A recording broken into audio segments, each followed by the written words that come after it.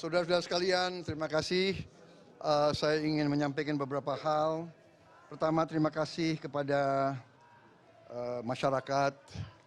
Terima kasih kepada KPU yang telah menyelenggarakan debat dengan kualitas yang baik. Juga terima kasih teman-teman media. Ya. Tadi boleh saya komentar sedikit. Saya agak sedikit kecewa dengan kualitas terutama narasi yang disampaikan oleh paslon-paslon yang lain. Menurut saya mereka pertama datanya banyak yang salah, keliru. Kedua, masalah pertahanan ini mau dipakai sebagai bahan mencari poin politik yang menurut saya untuk sebuah negara, untuk negarawan tidak boleh. Pertahanan adalah sakral dan tadi kalau tidak salah ada paslon yang mengatakan untuk pertahanan tidak ada rahasia. Saya kira ini sangat lucu, ini sangat tidak pantas bagi seorang pemimpin. Ya. Justru masalah pertahanan, keamanan itu syarat dengan hal-hal rahasia. Dan yang aneh adalah baik paslon 1, partai-partai pengusungnya kan PKB, Nasdem, dan PKS. Kemudian pengusung untuk paslon 3 adalah PDIP. Dan P3 mereka semuanya ada dalam Komisi 1 DPR. Jadi semua masalah anggaran pertahanan dibahas di Komisi 1 DPR, diawasi, diperiksa bolak-balik dan disetujui. Jadi mereka setujui. Jadi aneh ya. Saya kira ini ini adalah teknik-teknik politik ingin mencari angka. Itu saya sampaikan. Yang pertama, kalau kita tujuannya mengabdi, kita harus memberi data yang benar. Jangan menyesatkan rakyat dan jangan provokasi dan jangan menghasut. Kedua, kita harus negarawan. Keselamatan bangsa di atas semua.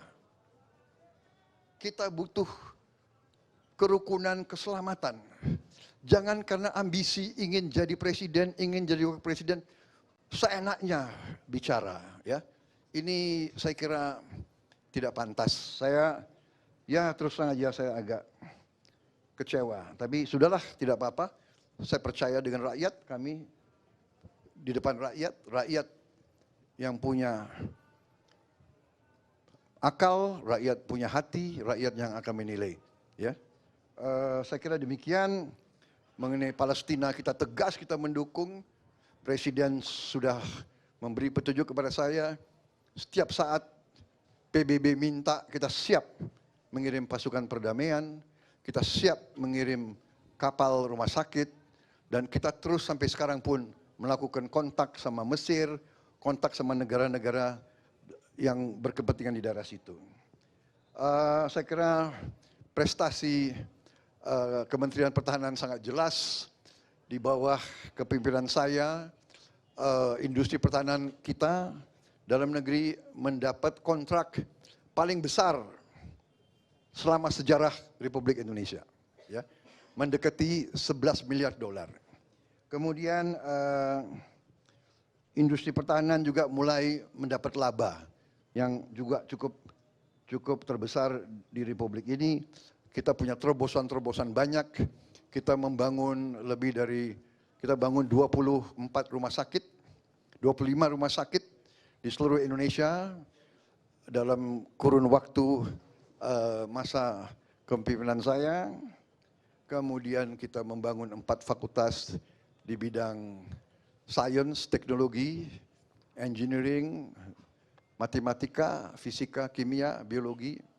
Kita punya terobosan-terobosan di bidang air, juga di bidang perbenihan, kemudian juga nanti di bidang inovasi pemukiman murah untuk rakyat kita. Jadi banyak sekali prestasi kita dan masalah barang-barang bekas itu saya kira juga menyesatkan. Alat-alat perang itu usianya rata-rata 30 tahun. Yang penting adalah usia pakai, flying hours, sailing hours, dan tentunya kita ingin yang terbaik, kita ingin termodern, tapi kenyataannya kadang-kadang kita perlu untuk memiliki alat-alat menutupi kekurangan sekarang. Saya kira intinya itu yang ingin saya sampaikan ya.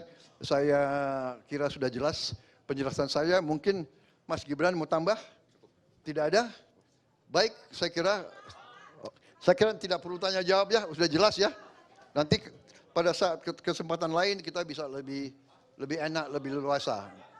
Ya. Hah? Oh, dia nggak datang ke saya lebih tua dari dia. Saya lebih senior dari dia. Ya, oke, terima kasih. Soal konflik di Gaza doang Pak, sedikit Pak. Baik, terima kasih Pak Prabowo, Mas Gibran. Jangan pergi.